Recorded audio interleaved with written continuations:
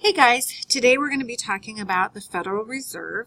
Please make sure you have your Federal Reserve notes in front of you, and remember that if you need to pause the video to write something down, you're able to do that since we're working independently today.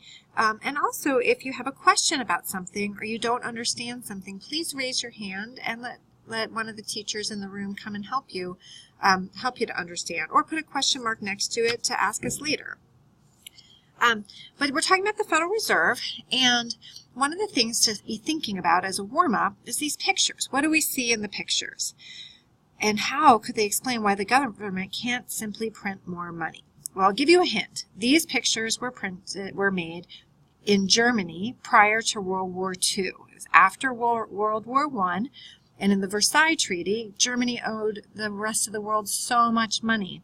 And so they had the great idea that they would just start printing more of it.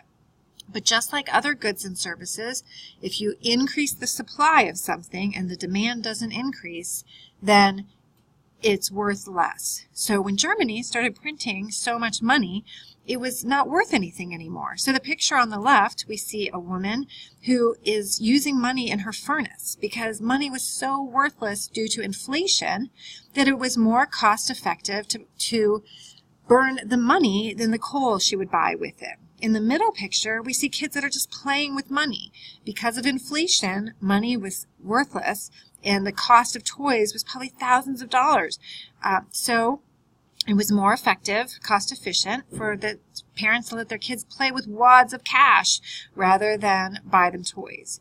And on the right-hand side, that picture kind of sticks with me the most. That wheelbarrow full of money is how much the loaf of bread cost. That they had to put money in a wheelbarrow to buy one loaf of bread because they just printed so much money that the money wasn't worth anything, but the demand for bread was the same. So the supply of money went up, but the demand of bread was the same, and therefore money was worth a lot less. The reason we're talking about this is that we have some safeguards in the United States to make sure that doesn't happen to us, and a big one of those is the Federal Reserve. Let's look at that note sheet. The Federal Reserve System. The Federal Reserve System, acting as the central bank, regulates the money supply. Make sure you write that on your notes. The Federal Reserve System, acting as the central bank, regulates the money supply. One thing is that the central bank is the same as the national bank. So if somebody asks what the National Bank of the United States is, that is also the Federal Reserve, and they regulate the money supply. They regulate how much money is in circular flow. We've already learned about the circular flow and how money and goods and services flow between households, businesses, and the government. But we need to keep it at a good pace. Otherwise, our economy becomes unhealthy, and the Federal Reserve regulates the money supply to make sure that our economy stays healthy and that the circular flow is going at a good rate. The Federal Reserve acts as a banker's bank by issuing currency and regulating the amount of money in circulation. So when banks need to get money, they get it from the Federal Reserve. They issue currency, which is another name for money. We also call, dollars, we call Federal Reserve notes because dollars are issued by the Federal Reserve. So dollars are the same as Federal Reserve notes. And they issue those to the banks. So the Federal Reserve is the banker's bank. And the Federal Reserve System, sometimes called the Fed, is the central bank of the United States, or the national bank. And it has the duty to maintain the value of the national currency, Federal Reserve notes, also called dollars. So we want to make sure that our money has a good value. So when we make trades overseas, that it is valuable, and also so that when we go to the store, it's actually going to buy something for us, that would be a good barter. So they want to make sure that they maintain the value, and we don't end up like those pictures in Germany of the money being worth nothing. So that's one of the duties of the Federal Reserve. It also regulates to ensure the soundness of the banking system and the safety of money deposited. So we are pretty secure in this country that if we put our money in the bank, and that it will be there when we go to take it out again. In the Great Depression, you guys learned about the rush on the banks because when we put our money into savings, it doesn't just sit there, does it? The bank issues that out to loans to people or invests in things. And in the Great Depression, the stock market crashed, all those investments went away, so the bank didn't have any money anymore. People went to the bank to take their money out, and it wasn't there. So people started freaking out, rushing on the banks, and people were losing their faith in the American banking system. And so the United States said, we have to do something about it. The Federal Reserve is going to insure the money. FDIC means Federal Deposit Insurance. And that means that if the bank loses all its money in investments, the federal government will step in and make sure we can get our money back out of the banks. So the Federal Reserve regulates banks to ensure the soundness of the banking system and the safety of money deposited. We know our money's safe in the bank, that our federal government backs that up. The Federal Reserve also manages the amount of money in the economy to try and keep inflation low and stable. It manages the amount of money in the economy to try and keep inflation low and stable. That means the amount of money in the circular flow. And we want to have a little bit of inflation, otherwise we get another economic problem called stagnation. But we want to keep it low and stable so we don't end up in that situation like Germany and our money being worth nothing, or going to the store and all of a sudden milk is $25 and when yesterday it was $3. We need inflation to be low and stable. Also, the Federal Reserve acts as the federal government's bank. It acts as the federal government's bank or the national bank.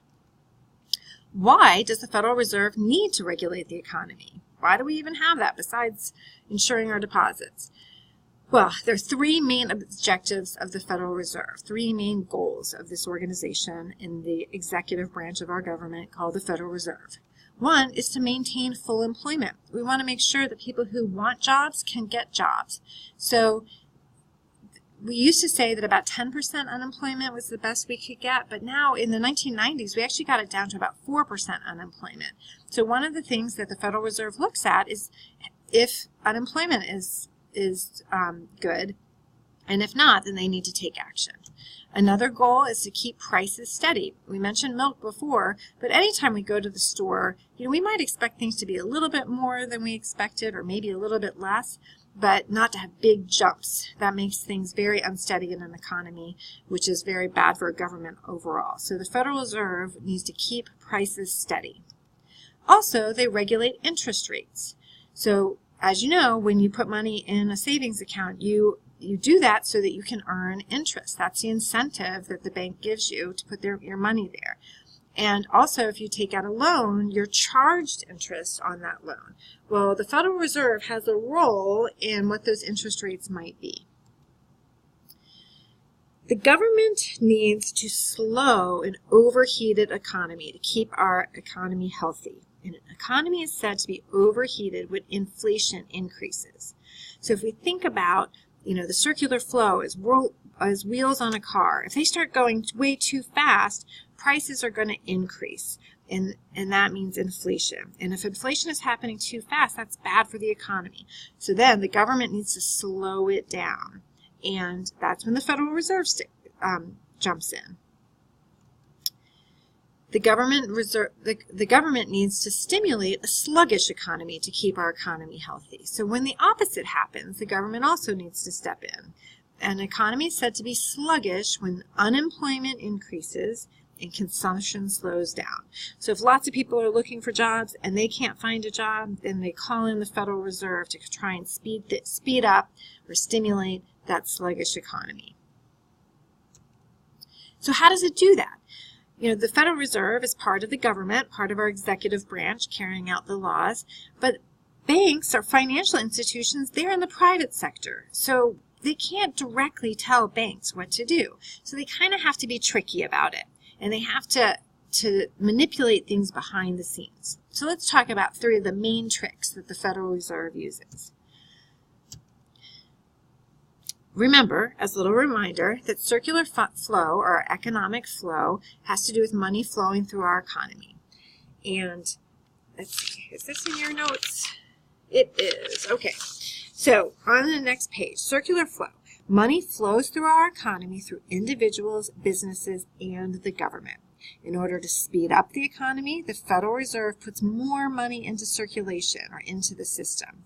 And in order to slow down the economy, the Federal Reserve takes more money out of circulation or out of the system. So that's the main trick that they can use.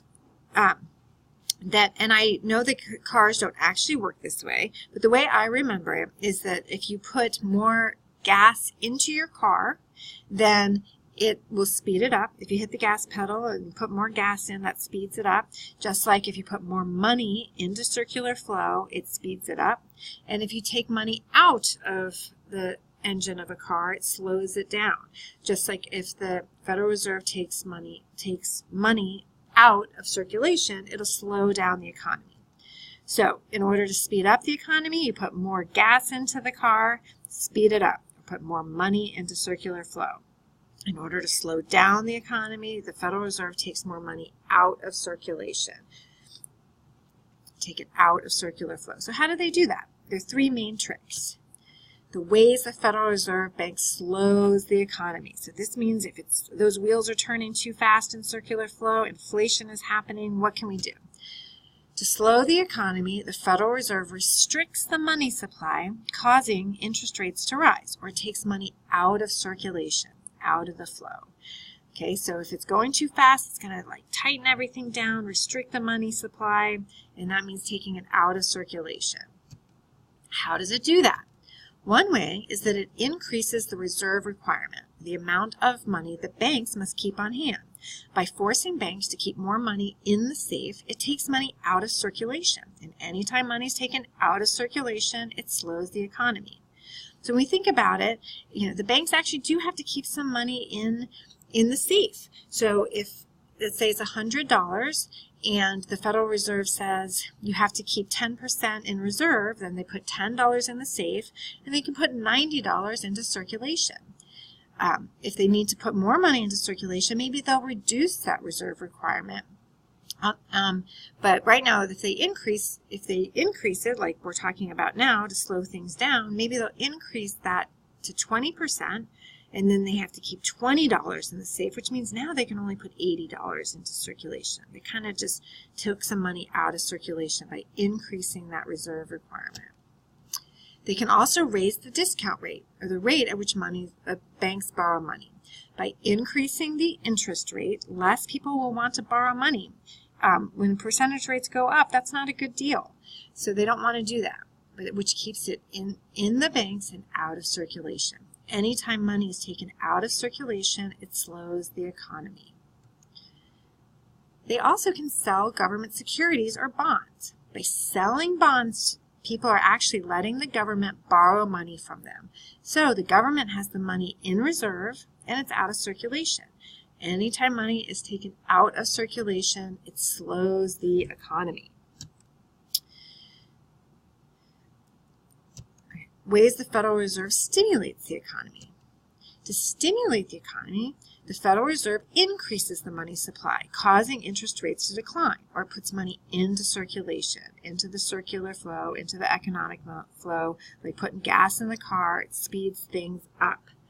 And we would have to do that if, right now, we're kind of trying to do that because unemployment is too high. We want to have more people have jobs, and we want to have people buying more stuff, more consumption. So they're trying to stimulate the economy. And what are the tricks to do that? How do they do that? They can lower the reserve requirement. By letting banks keep less money in the safe, it puts money back into circulation. And anytime money is put into circulation, it speeds up or stimulates the economy. They can lower the discount rate. By decreasing the interest rate, more people will want to borrow money, which means banks will lend it to people and put it back into circulation. Anytime money is put into circulation, it speeds up or stimulates the economy. And then it can purchase back government securities, back from investors. By buying bonds, the government is paying back the money people borrowed from it with interest. So the government is giving people back their money and putting it back into circulation, the circular flow. Anytime money is put into circulation, it speeds up or stimulates the economy. Just putting gas in the engine or speeding things up to try and create more jobs and to try and increase consumption. So what's important to understand about this? The Fed has the duty to maintain the value of our currency, dollar, Federal Reserve note. The Fed regulates banks to ensure the soundness and safety of the banking system and the safety of deposits. The Fed manages the amount of money in the economy or in circular flow to try and keep inflation low and stable, and the Fed acts as the federal government's bank.